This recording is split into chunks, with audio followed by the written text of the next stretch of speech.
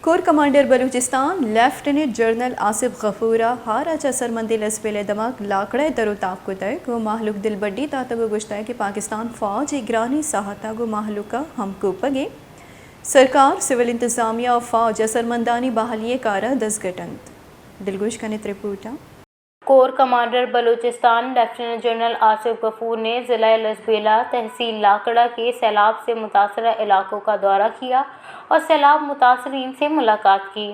اس موقع پر GOC Gwadar corps commander کے ہمراہ تھے۔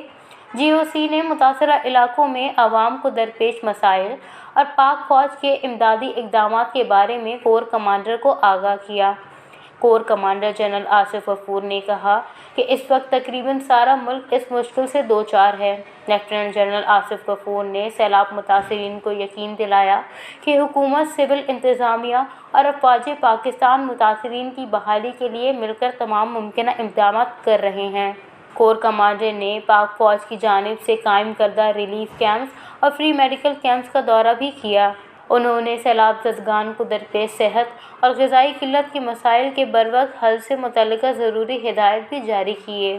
وش نیوز لسبیلا۔